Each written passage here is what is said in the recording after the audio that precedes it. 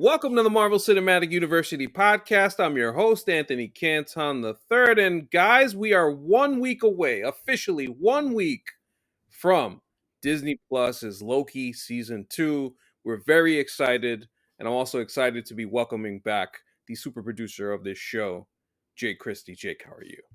I'm doing well. Happy to be back. Happy to have a quick check-in because we got some good news and some questions to talk about. Yes, most definitely. And before we get into those questions, one thing we can't question is Marvel Cinematic University's Patreon, patreon.com. You get our bonus content. There will be a Fast 7, Furious 7, in fact, pod that we're going to be getting to shortly that you guys will have this weekend. And of course, get into the Discord for $3. The Avengers portion of the Patreon is $8 if you have an opportunity to be a part of a future subscriber mailbag with us. Those are a lot of fun. And of course, appreciate everybody for supporting in the meantime. But yes, Jake mentioned about the good news that we got. The Writers Guild of America and the studios finally after 100 plus days of striking for good reason, and back and forth negotiations have finally come to a 3-year deal. Jake, I want to hear your thoughts on this because I think the one thing that stood out to me was the studios had no choice but to give the writers what they deserved. Yeah, I'm not an expert. From all the experts I've seen, even the most cynical people, the breakdown of it is, the studios got blown away. They got destroyed. It's an incredible deal for the writers. Basically every major ask they got in some level. Major protections against AI, guaranteed minimum size of rooms. Staff writers get extra pay for having episodes that they get, even though it's going to be under NDA, they get access to streaming data to then get residuals off of. Those are the big, I would say the big four ones that come to mind immediately. And also some minimums for certain levels of producers. Basically, they created some protections to make sure that there could be a pipeline of writer to producer. Because what's happening now a lot of times is that since the writers rooms are so small, if you're a writer, you used to staff for a couple shows, and then you get to producer credit, and then you can start producing shows and getting more money. But that hasn't been the case because the writers' rooms are also small, and they don't guarantee spots for producers. So there are people who've written on 10 shows but have never produced one. Anyway, They got protections to get all of those, and I think that we've been very pro union. I think you and I are both very pro labor. Anyone who thinks that there's any better way to get rights for the common man in this country is kidding themselves. You can't just ask; you have to demand it. And this is labor solidarity working. I mean, someone in our Discord asked, who was not really following on super closely, asked, why does it seem like the studios just gave them everything? Don't they have any leverage? And it's they thought they did, because what they did. I want you to talk about this, but the playbook was, because it's what was the playbook? Well, they didn't seem like they did anything. No, the playbook was very simple. It was a 3-pronged thing which had worked before. It worked in 07, which is you turn the public against them, make them seem like greedy writers. You turn the big, the showrunners against the small writers. You say you're stopping your shows for whatever, and then you turn the crew members against them, saying they're preventing your paycheck just because they want money. And the problem was, the writers were so effective at pointing out that that's bullshit. The public always sided with the writers because they know damn well that these studios are making billions of dollars on this shit. The big showrunners, they know that their rooms are getting smaller. They're not blind. And the other crew members are wait, the IATSE in particular, they got screwed over in their last deal. And they're we're not going to let you screw over the writers because you screwed over us. And so it all didn't work. And it was beautiful to see. When you consider the situation, and again, I've said this many times on this show, this was something that had to be done. This was something that was necessary. Considering everything, just something as simple as somebody being an extra on WandaVision and having their face scanned and then all of a sudden is being redistributed in any type of way for forever without only not getting paid for it either. So when you consider all these things, and obviously SAG-AFTRA is their negotiations are coming up next week, I'm sure this will be a sticking point for them as well. And again, you can't get into this without stating this fact. The wealth of these executives and the studios is so exorbitant that what the Writers Guild of America plus SAG-AFTRA, what they're asking for is just, hey, we're here, we're doing the work, we're making the content, can we please get something?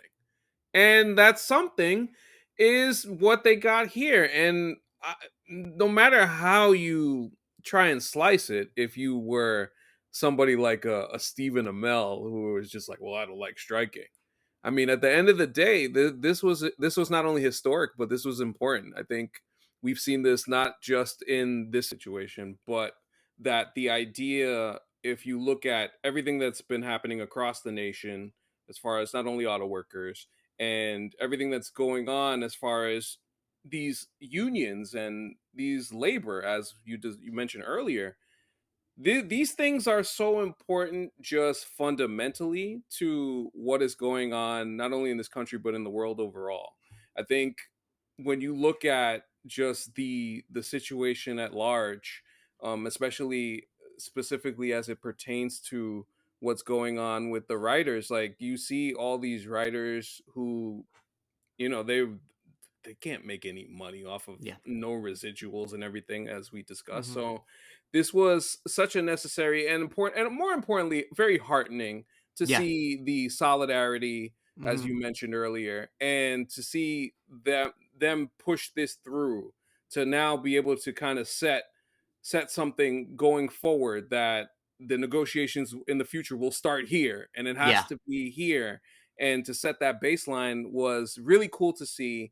And just never forget, we have been very obviously pro labor and pro the writers and the actors in this conversation, and I would implore the customers, the audience that listens to us, and everybody who partakes in all of this content and everything that goes on, is to just remember who creates that stuff Yeah. and how they get treated, and everything that goes along with it. I was thinking as you were talking earlier, a lot of this, I feel like it may have not been a direct correlation, but I do think the stuff with the VFX workers in Marvel, Yeah. that stuff coming out, Oh, for sure. kind of got people to start to see like, hey, Hmm. this is a real problem. Yeah. People are talking about mental health issues and being Hmm. worked incredibly difficult hours just to turn things around for a big of a studio as Yeah. Marvel is and Disney is. So Yeah. this all has been leading to this point, and like I said, I feel so heartened by Hmm. everything that happened in this situation. So I hope SAG-AFTRA gets everything Hmm. that they're looking for, and I hope that this is the start of just generally as these negotiations will continue to evolve, because the studios will continue to try and find Yeah. ways to circumvent everything. Hmm. So we'll Yeah. see what happens, but this is very exciting to not only have people get back to work, but more importantly, being able to do the work in a Hmm. way that they feel comfortable doing Yeah. the stuff that they love. There was a quote I heard when I was listening to Chris Hayes' podcast. It's apparently an old labor axiom, but it's that like people don't go on strike and organize for salaries; they do it to protect their dignity. And I think that there's a thing that the writers, I think the writers really emphasize, which is really important, is like there is a loss of dignity when you're being told that you created a show that is like groundbreaking, like the guy who made The Bear, but you can't afford like a tuxedo to go to the Emmys. That is the studio taking away your dignity. You did something that is great, but you are not given the fruits of that. That is an injustice. That's more than just, oh, so greedy, I want money. It's like, and I just want also implore people to look at the ways that that's the case in your life, because as I like to tell, the only reason why companies don't do use slavery in the United States is because it's illegal. They would pay you $0 if they thought it would make the bottom line go up. Hmm. So just like, don't ever forget that. Don't ever forget that the reason why we have 40-hour work weeks, the reason we have a minimum wage, the reason of all this shit is because labor is before us. Don't ever let people convince you that unions are just for lazy people who don't want to work. They're for people who want to get treated with respect. And the world will be a lot better place if more jobs are unionized. And that's my soapbox. Yes, and the last thing I'll add on this is something kind of more outside the purview of this, is just look at the way the industry has continued to evolve. Look at what streaming has become. Mm-hmm. Look at what is happening with just something as simple as Max adding Western Conference Finals NBA playoff Yeah. games to their schedule. This is changing. This is evolving Mm-hmm. continuously. Amazon with the Thursday Night Football. All of this stuff is continuing to change and evolve. So it only makes sense Mm-hmm. that the labor watches this and Yeah. sees this and say, hey, we got to get a cut of this too. Yeah. Especially if you see stuff like allegedly Apple wanting to buy Disney and things Yeah. along those lines, is that the money will continue. The wealth. Yeah. This is the thing. The wealthy will always stay that way. Yeah. The thing is, there's a thing that that frustrates me a lot. And it's honestly very particular to America. I don't want to be one of those like Americans who bashes America, but there's a certain thing where like Yeah. everyday middle class Americans think it's like, well, of course this company made a decision that turns their $30 billion profit into 32 billion. It's like, no, why can't we just say no? It's okay if you only make 30 billion. You don't need to starve people in order to make 32. It's okay. These studios are like, in my opinion, these studios should be allowed to profit exactly $1 billion a year, and above that, everything should go to the creative people. Now that will never happen, but that's not the way it should work. Why should these companies make $10 billion if the people who are making it are not seeing any of that? Anyway. That's Of me. course. That's went to NYU Jake popping out. I apologize. Crawl, walk, and then run. Yeah, for I'm sure. happy. I'm happy that we've gotten to this point, and I want to see what happens with SAG after next week. Yeah. And if so, we can start to get into what tends to happen Mm-hmm. specifically as it pertains to us with Yep. Marvel and everything that's going on there. And then you have to question the logistics of trying to fast track movies, as I read in Variety the other day. That'll be a situation in itself, but we'll get to that in due time. But Jake, we had a couple of questions that we wanted to Yeah. go to, and then we'll go through those, and then we'll have a little blurb about Loki at the end. Mm-hmm. And so, take it away, Jake. What you got for me? So we have 3 questions that were sent in on our Discord. They're sent in around the time of our subscriber mailbag, but they were more relevant to like the actual MCU, so we want to do them on the main. So sorry, 4 questions. We have from Michael Springthorpe. From both your specific expertises, how likely do you think it is that Sam Raimi directs Secret Wars? Because he was floated as that. What's your take on that? Because you're coming from the more newsy side. What do you hear on the streets? Okay, so I mean that was a name that was thrown out there. If I had to guess, I would say they lean a little bit. I feel like it's him, and I still feel like with everything that's happened over not only the strike and just some of the delays and some of the other stuff that's happened in the MCU as of late, I would not be shocked if the Russos were floated back again to try and get this Mm-hmm. off. I always remember that the Russos said that the one MCU project that they would come back to do is Secret Wars. So I feel like that's one. I think Sam Raimi is definitely a name that is a real possibility. I Mm-hmm. think considering it seems like they want to continue with him with the Doctor Strange stuff, and Yeah. if the Doctor Strange stuff is connected to the Kang stuff, as a lot of the rumors have suggested, then it would actually make a lot of sense to Yeah. kind of continue along that vibe. And Sam has had a lot of experience with some of the older heroes in Yeah. Marvel, so I think I could see that happening. But Yeah. I still think a lot of that will be determined in the months to come Mm-hmm. as the MCU tries to find its footing in Mm-hmm. terms of how they want to space out their projects in the next four to Yeah. five years. And also, it's worth remembering, and Springthorpe actually put this in a parenthetical after the question, but like this movie is on only on paper. Like we don't know when it's coming out, and I would Yeah. say that if he wants to do it, I think the only question if they want him, I think that it's just like other than the Russo brothers, I actually can't think of someone who has a relationship with Marvel who would be a better name. Now, if I were him, I would probably say no, but I also don't know what it's like to be like the fact that Sam Raimi didn't make a movie between Oz the Great and Powerful and Doctor Strange in the Multiverse of Madness leads me to believe that he has a lot of trouble getting his projects off the ground. Um, so like I would be very happy for it. I would be kind of sad for his career because I want to see the other stuff he has in his mind. I mean, he's an incredible director. Uh, Now with the Russo brothers, honestly, I think it really depends on when it comes out because they're in a strange situation because they're like now so heavy in their own producing. I Yeah. don't know if they would want to come back to be produced on again. Like I don't know if they would That's a fair want to point. be Hmm. treated as just the director again.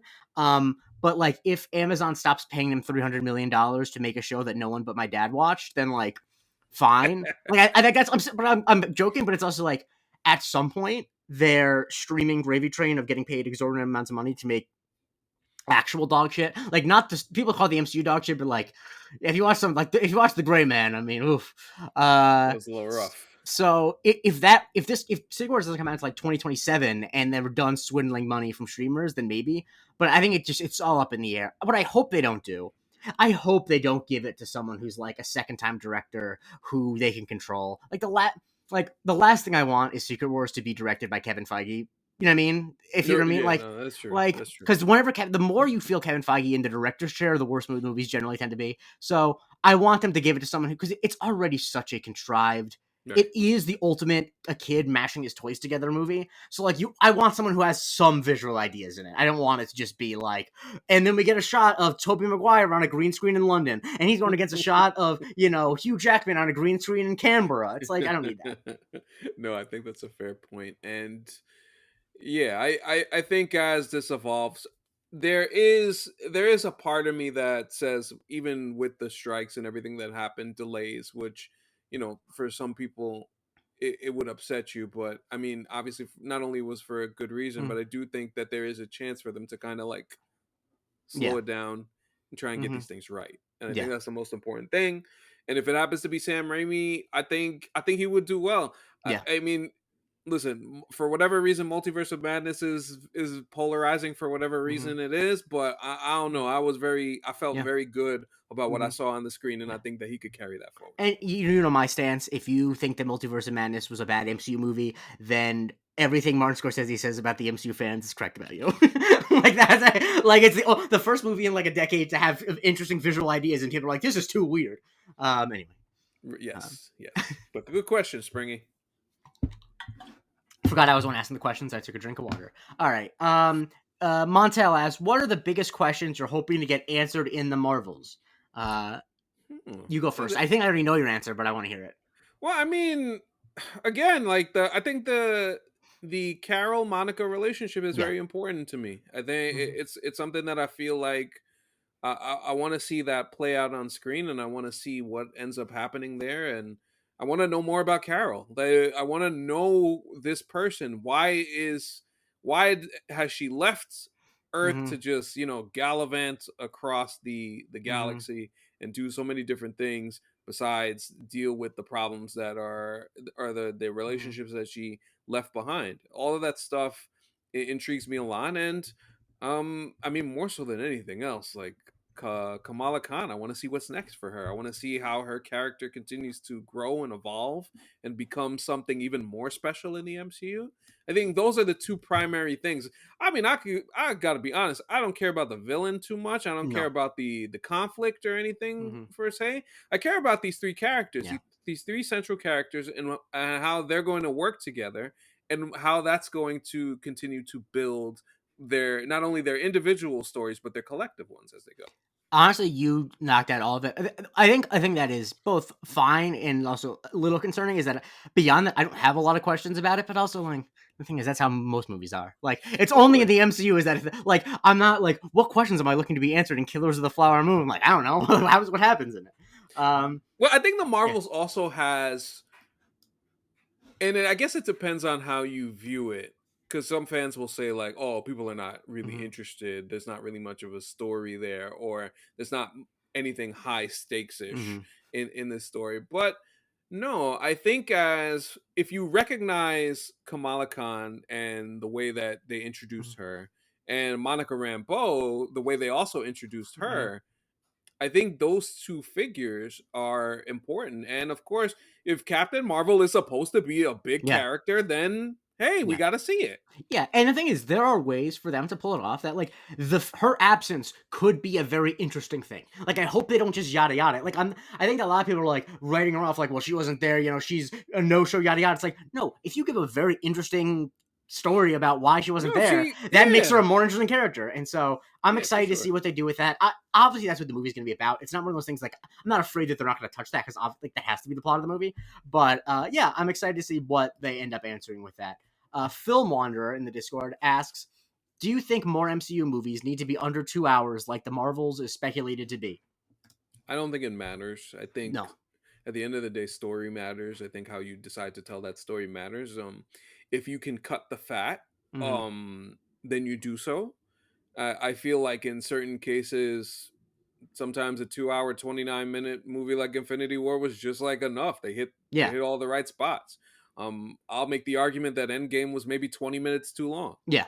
And I think those are fair too. I think there's always it's very subjective. Hmm. And I think that when you look at some, we just talked about Multiverse of Madness. I felt like that movie was just like that was like right in the And in the that was pretty short for an MCU movie yeah, it's too. a So yeah, nice pocket of where yeah, that No Way Home. Some people may think that was long. I don't know. Like I think yeah, getting caught up in all of the emotion of everything that happened in that film, I feel like that yeah, was fine to me. It's yeah. very subjective.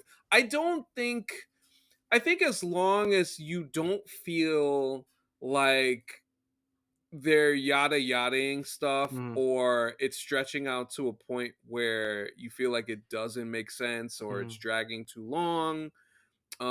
If you feel comfortable with that, then I think Yeah. it always depends on how it always depends on how these creators, these directors, and these writers kind of fit the story and what makes sense. And as long as it makes sense and is good, then time is not going to be a big deal. Yeah, the short answer to the question is yes, in that there Hmm. have been MCU movies that are over 2 hours long. Like Black Widow would have been a fine hour 45 movie. You know what I mean? Like there, and you could probably there's probably a version of Shang-Chi that they cut out some stuff, especially like a lot of the stuff in the third act that is under two. Like there are versions of these movies that would be better. Do I think that they should go out and just try to make movies that are under 2 hours? Like no, but do I think the reason why these MCU movies are very long more than anything is comes at the writing stage, not the direction stage. Yeah. And so like, do I think that they could trim out some of the like the reason these movies are so long is because on top of having a full plot for a movie, they have to have like 15 minutes of outside world building, which is so like if you trim that out in some of these, they'd be under 2 hours. So like, yeah, I think MCU movies generally should be shorter, Hmm. generally, but I also think that, like you said, directing to or writing to a specific length is a fool's errand. And I'm not saying that Filmonder is even suggesting that. I think it's a Of great course. question. And by just running through our final question asks, is there a chance Marvel is seemingly staying all in on Jonathan Majors because of what they're actually doing is making Kang a Loki level villain, i.e. he's the first big bad, but setting up a larger, bigger bad that will be in the saga's finale, parentheses, Galactus question mark? I think the short answer to that is no, because the movie's called First Kang Dynasty, but I'm curious about what you think about that question and how that affects majors going forward. As far as I'm concerned, I don't see them deviating from this. I feel Yeah, like if there was gonna be a deviation, I feel like there would have been something more demonstrative than what we've gotten to this point. I agree. Um, it's hard for me, especially with the way that the multiverse saga has played out so far, where it, in a way, we feels like we haven't gotten a lot of it, Mm-hmm. that they would kind of like abandon ship, or even to the point that Springthorpe is making as far as them adding a Galactus to that stage. No, I think if we're doing Kang and we're doing Secret Wars, Mm-hmm. then the obvious build is towards Battle World Mm-hmm. and the Beyonder. And if you guys listened last week, me and Hunter Mm-hmm. kind of posited the theory that the Kang that got yeeted in Quantum Mania will end up becoming the Beyonder and Mm-hmm. creating this battle world that all Mm-hmm. of the heroes from across the multiverse will be taking place in. Of course, that's speculation, but I do think that Kang is always going to be the central figure of this saga. I think this is what they intended to do, Mm-hmm. and it seems pretty clearly based off of everything I've at least seen legally with this stuff. Mm-hmm. It seems like they're just going to keep delaying that they're either delaying that trial or Mm-hmm. whatever is happening is not deterring them from making majors. Now you could say that, hey, we haven't seen a lot of Mm-hmm. a lot of marketing of him for the Mm-hmm. show. We've seen a couple of shots of his face, but I think if this is the central villain, if this is a central figure, then you would Yeah. tend to hide a lot of the stuff Yeah. that he's doing in the show, especially if Mm-hmm. he's going to be in it more than we think. Yeah. So that's kind of where I am on it. Yeah. I feel comfortable in saying that Kang is gonna we're gonna keep Mm-hmm. rolling with Kang until something happens Yeah. or And the otherwise. thing too about like I was thinking a lot about the recasting Jonathan Major situation. That like a thing that actually this both the strikes and just the way that they laid out these movies has in Disney's favor for this is that like because Loki season 2 is already shot, like I assume they could probably have him in Deadpool 3. I don't know if he's in like the listed plot, but like there are ways where they don't need to make a decision to recast him for like another year and a half. Like he doesn't actually need to appear for a True. while again. So like it's not like he's going to be in every movie going forward. So like I wouldn't be surprised like even if this trial gets delayed like another 6 months, I still even think then it's not like they're going to be filming a movie that he needs to be in. You know what I mean? Like they could Right. easily rewrite whatever they already have. So I think they're going to stay with him mostly because the MCU doesn't they don't really do gigantic out of nowhere surprises like that. Like Thanos was revealed to be the villain in the Infinity Saga in 2012, and he was the villain in the Infinity Saga. You know what I mean? Like they didn't mess around with that, and I think that I'm glad that because it's I think that it's already such a big universe. We don't need to be Exactly. especially I think that Galactus is like the big thing that everyone's talking about, but in due time, in due time. And yeah, that is the final question. But I think those are all good questions going into Yeah. Loki season 2 and setting us up for what will be an exciting fall in the world of Marvel, hopefully. Yeah, I mean, we have Loki, and we have What If happening. What If happening around Christmas, and the Marvels obviously in November. It should be interesting. So now that we're a week away from Loki, Jake, how you feeling? Like as we kind of build up to this big release. I'm excited. I mean, Loki's great. I'm excited to see these cool characters again. I'm excited to see what's in store. And I like that I don't really know a ton of what's going on. Obviously, I know like there's the time slippage thing, but they know that the plot is what's in like they're very good at knowing what to give us in this. So I'm excited to see it again. I'm excited to see Ki Kwan join the cast. I really have nothing but other than Jonathan Majors. I have nothing but good things to say about the show. Yeah, it's very exciting. Again, I can't be any more excited in the sense that I feel like the story and the characters are going to be very central. The Loki Sylvie stuff, Loki on one side being the person who makes the hero's choice but gets rebuffed, and Sylvie making an alternate choice and her dealing with the ramifications of that. Those two figures and how they come together and how they kind of reconcile is exciting to me. I feel very happy about seeing those two reunited. And of course, the Loki Mobius bromance is just like it's as good as it gets. So you have that, and then you add everything into that with the multiverse saga and getting to know more about the time travel and everything that's happening there. I think is it sets up for a very good series. I really do feel like I'm not gonna get disappointed by this. I think they know what they're doing. I Yeah. think they're locked Yeah. in as far as this is concerned, and I'm excited to see what they got for us. Yeah, and Tom Hiddleston just has, I think, more than almost any other actor, just has such a key into this character. He's been playing it for so long, and he really seems to love it in a way that like is obviously because a lot of the MCU actors, understandably, have some like reservations about their character. Like Elizabeth Olsen every 3 weeks gives us a quote about she doesn't want to be known as Wanda, which is completely understandable. And anyone who gets Yeah, mad at her about that needs to shut the fuck up. Would you want to be known just by the one character you she's been in like Oscar worthy performances if people only know her as one character. But anyway, um, I but totally he get it. Yeah. clearly I think understands what makes this character compelling, and he finds it compelling. And so as long as he's the driving force of the show, I don't feel lost. You know what I mean? Like I don't Hmm. feel like that. As long as I know how that character is feeling and I'm able to emotionally connect with that character, that is how you make all of the crazy multiverse shit work. Because it's like, oh, this crazy shit's going on in the background, but this is more about this character's journey. And sometimes when they have crazy shit in the background and you don't follow the character's journey, Quantum Mania, that's what kind of makes you lose it.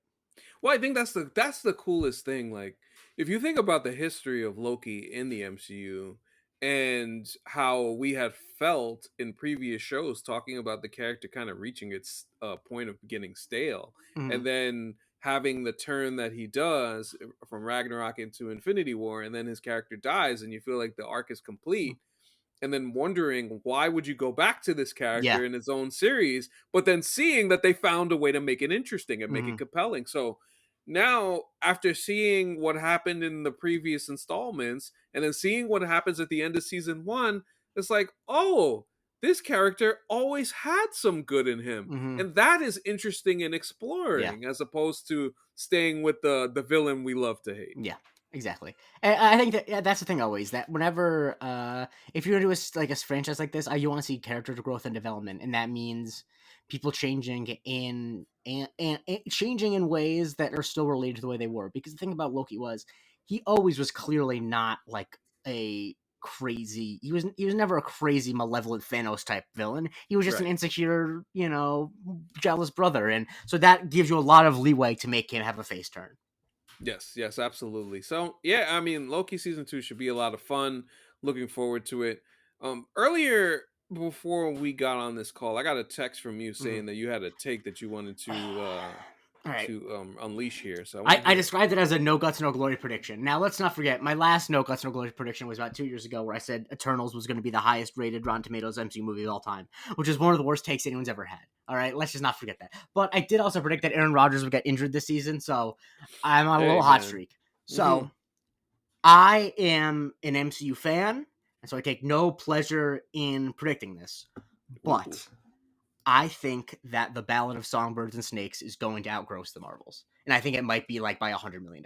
I think it's going to be, I think the Marvels has really bad buzz around it. And I think that people are underestimating how much people love the Hunger Games. That's, I see them coming out 1 week after each other. And I'm like, I kind of think that the Marvels is going to have its lunch eaten by this movie. And I feel bad about it. I want the Marvels to do well. But I'm let's be honest, you see the buzz on Twitter. It's not, we can't Uh-huh. lie. It's not good. I mean, So it's very meh level. I think people yeah. have now seen enough MCU movies to enough, especially this last bunch that's come out, with the exception of Guardians of the Galaxy, to where people are kind of like, I don't know. And the thing about Guardians of the Galaxy is it didn't open crazy big. It No, did well because it was good and it people wanted built to word see of it. mouth. Yeah, word So of mouth like hit. Yeah, I'm just concerned that there just is not a lot of buzz for the movie. And if it isn't really good, then I'm concerned about its future. Now, the fact that it's an IMAX a lot of weeks is going to help a lot. But this is actually more of a prediction about, I think, the fact that people are really underestimating the new Hunger Games movie. I think there's a whole new generation of kids who grew up reading those books. So I'm really that's like, true. I see predicting like 300 to $400 million. Like, I think they can make almost a billion. Like, it's so that's my no guts, no glory prediction. We'll come back and I want to put it on video. So if I'm wrong, I can put it up. That'll be interesting because I think originally, I mean, imagine what would have happened if Dune came out in Oh, the in yeah. that same. I Yeah. mean, that would have looked a lot different. That's another thing But even too. That like the Ballad of Songbirds and Snakes is going to be the movie for Thanksgiving break for So yeah, yeah, it's gonna be fascinating to see. Yeah, I think it's tough, man. Like I do feel bad because I want to see of course. these women do well.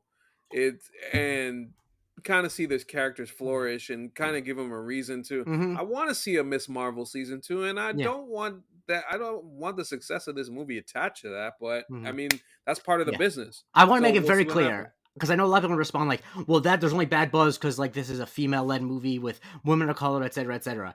I think those things are all true. That doesn't mean that that's not going to hurt at the box office. Unfortunately, it's unfortunate, and I think that like I really think that there's kind of a turn on Marvel happening now with people. I think the quantum media really burned people, especially now that people who saw it like on Disney Plus, like, oh, this shit really. And I think that that's the thing. If you're at the top, you really can't miss. I think they're really at a place where they couldn't miss, and they missed pretty badly. And so that's my prediction. I hope it doesn't come true, but I thought it, and I'm like, I gotta say it.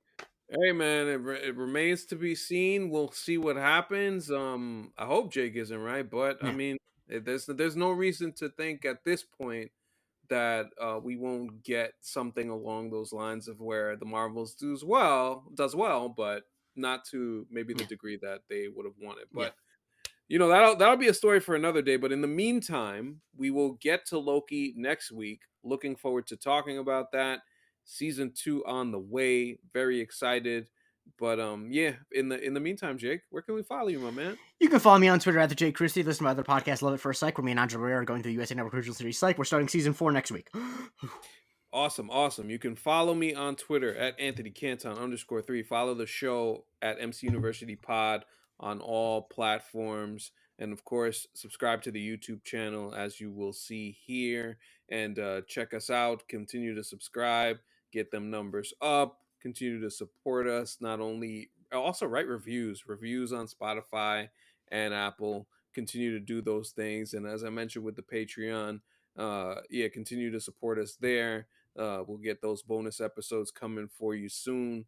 October should be, I will say this right now, October should be a fun month of shows, not only with Hmm. Loki, but I'm trying to cook up some stuff with guests, and also do some other stuff on the Hmm. Patreon too. Have some plans to Hmm. try and get back to cooking that beef. So we'll leave it right there in the meantime. So looking forward to doing that. So for Jake Christie, I'm Anthony Canton III. This has been Marvel Cinematic University, and we will talk to you next time.